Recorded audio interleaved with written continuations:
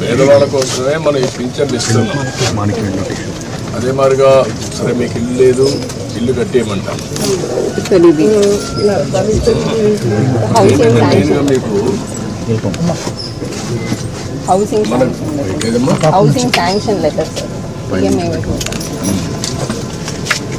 ఇప్పుడు ఇల్లు కూడా ఒకటి శాంక్షన్ చేస్తున్నారు, కట్టిస్తారు. ఆయన పాములు సార్ ఆయన పేరు మీద వచ్చింది.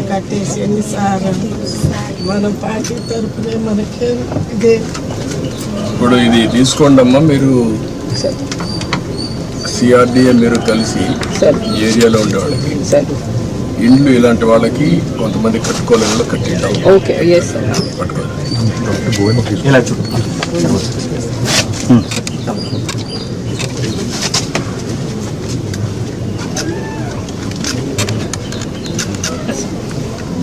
మనకి డీటెయిల్స్ ఏంటనేది సార్.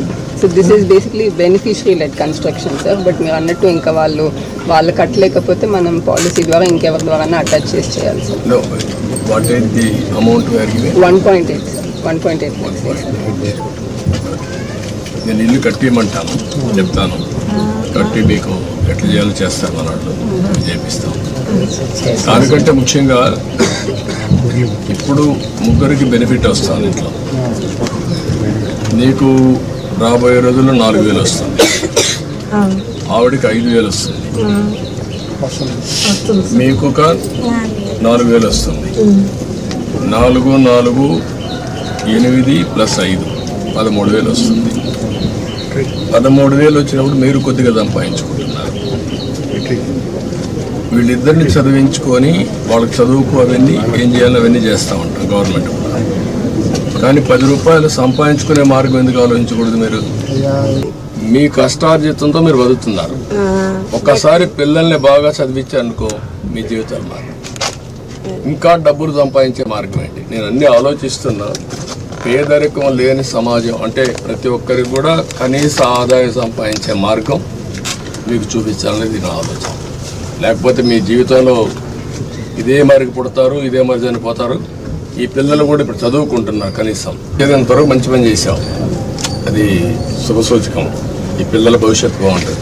ఏంట్రా మీరు ఆలోచిస్తున్నారా? ఏం ఆలోచిస్తున్నారు? బాగా చేయాలని ఆలోచిస్తున్నారు. ప్రతిరోజు చదువుకుండా బాగా క్లాసులో మంచి ర్యాంక్ వస్తుందా? ఎంత వస్తుంది? 310 వచ్చాయి 500కి. నీకంటే ఇంకా ఎంతమంది బాగా వచ్చారు? వాళ్ళకంటే నువ్వు ఎందుకు ముందు?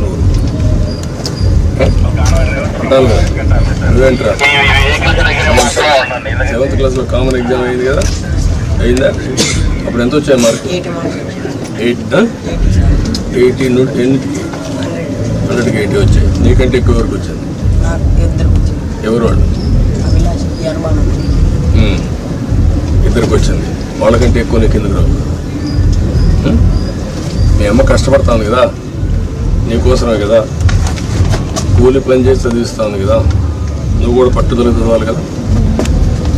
ఓకే, చదువుకొని బాగా పైకి వస్తారు. నేను అన్నీ ఆలోచిస్తాను. ఆలోచించి మిమ్మల్ని ఎట్లా ఆర్థికంగా పైకి తేవాలి. ఇప్పుడు గవర్నమెంట్ ఇచ్చే సహాయం ఇస్తూనే మీరు 10 రూపాయలు అదనంగా సంపాదించుకొని ఖర్చు తగ్గించుకొని భవిష్యత్తుకు కూడా ఒక భరోసా ఉండేట్టుగా ఆలోచించేద్దాం. సరేనా? ఇమ్మీడియట్గా చేస్తాను. నేను చెప్పాను కదా, అయిపోతుందండి.